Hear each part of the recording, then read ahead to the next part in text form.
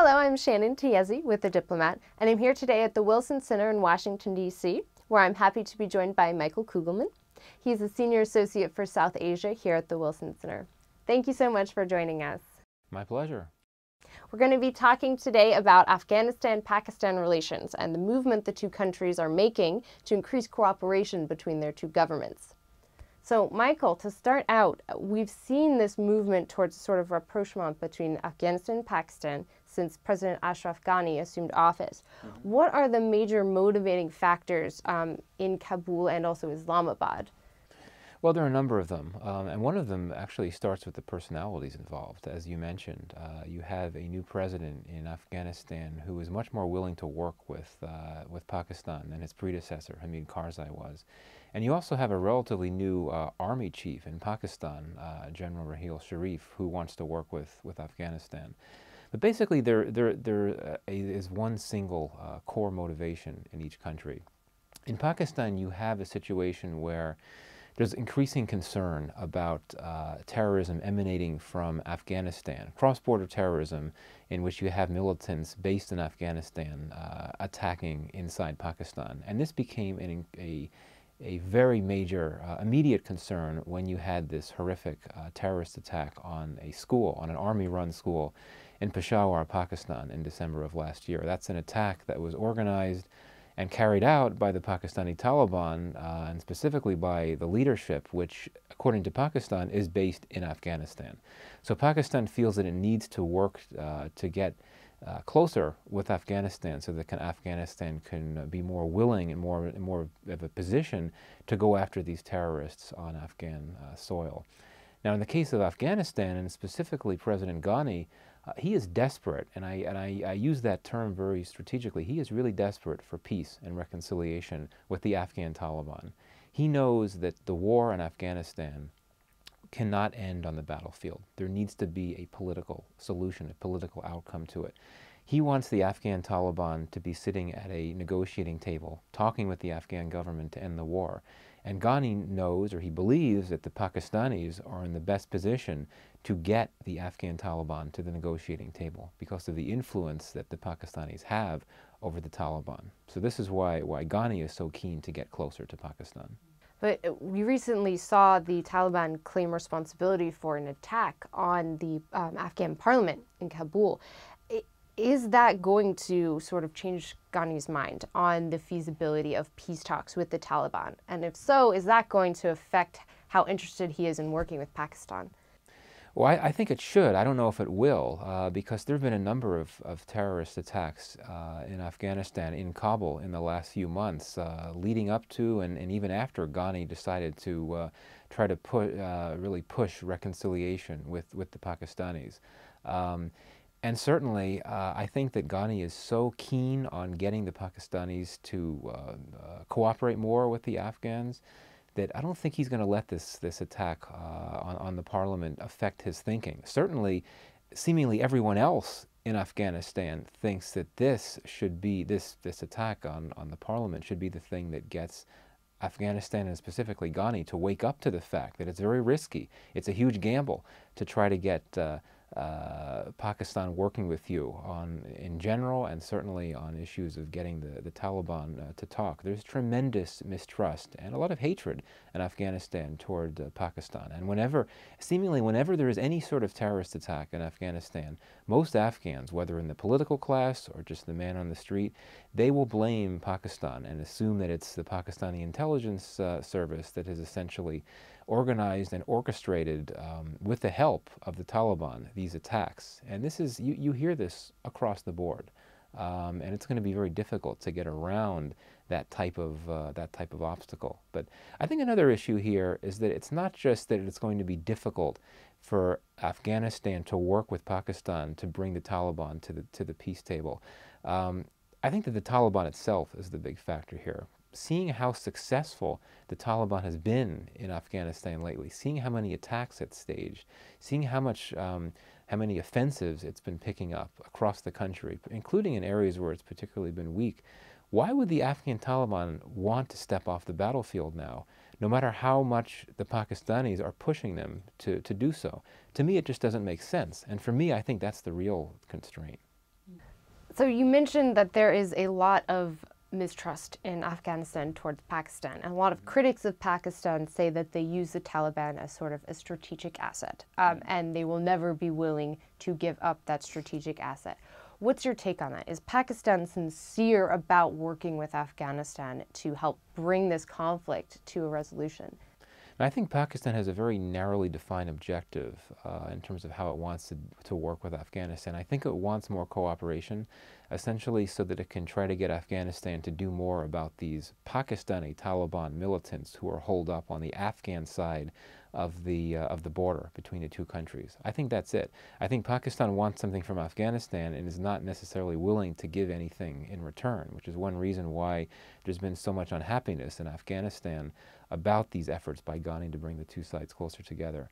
Now, that said, there are other reasons, there are other factors at play here as well. One of them being that for a very long time, Pakistan has seen the Afghan Taliban and its allies, such as the Haqqani network, as assets, as proxies that are able to help achieve Pakistani interests in Afghanistan. And that, namely, is to keep away the Indians and to keep their presence and their influence relatively modest inside Afghanistan.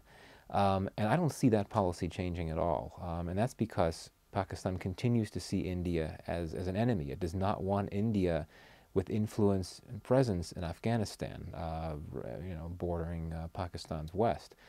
There's been a tremendous war of words between the two countries, between Pakistan and India in the last few weeks.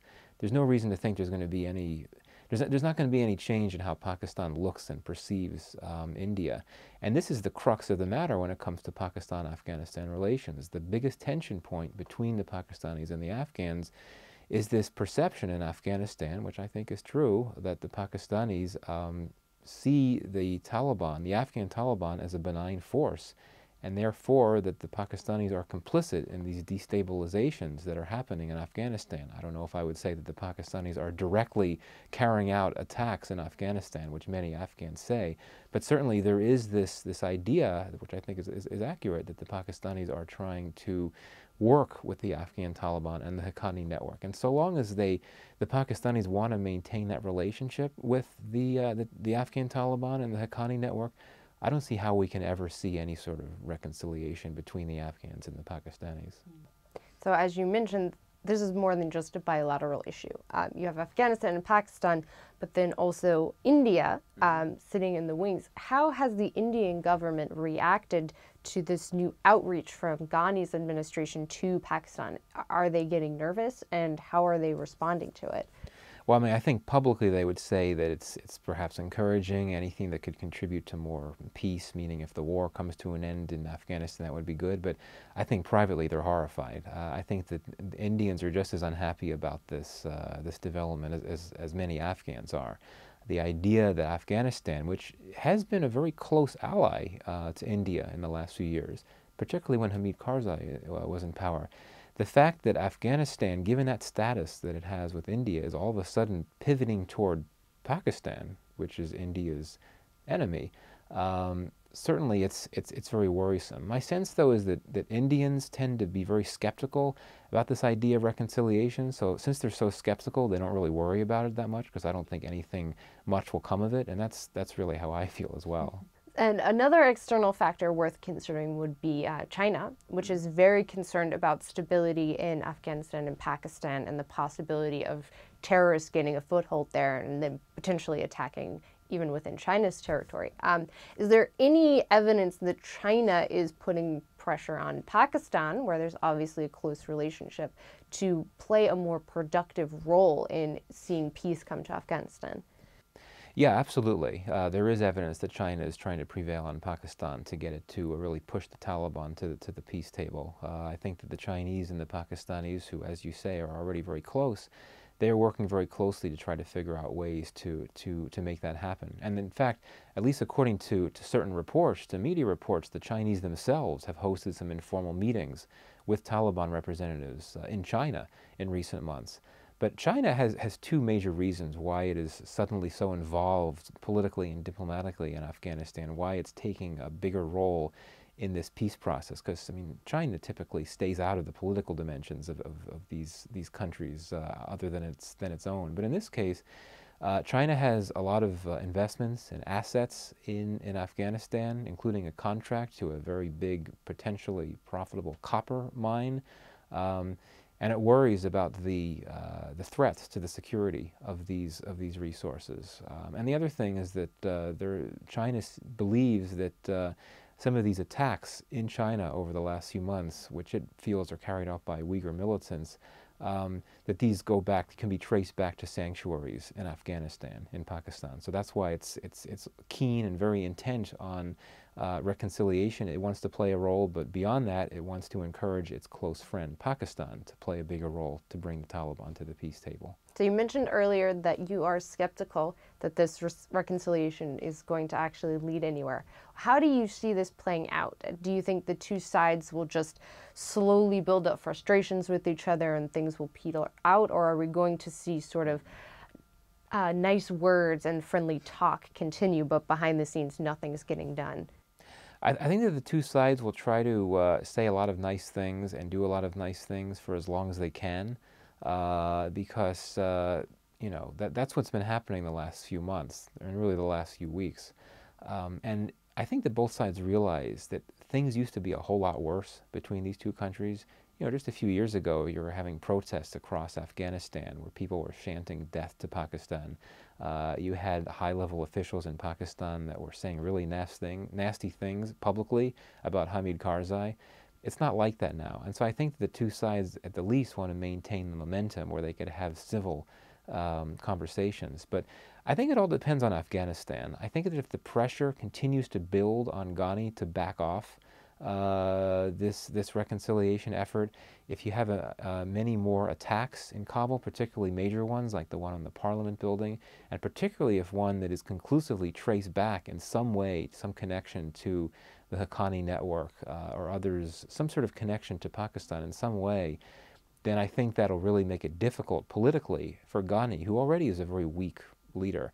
It'll make it very difficult for him to continue along this process. So I think for now, foreseeable future, there'll be efforts to keep things going, but I think that it'll slowly peter out, unfortunately. So something to keep an eye on as the months unfold. Thank you so much for joining us today, Michael, and talking with us about Afghanistan-Pakistan relations. My pleasure. And thank you for tuning in. Once again, I'm Shannon Tiezi with The Diplomat.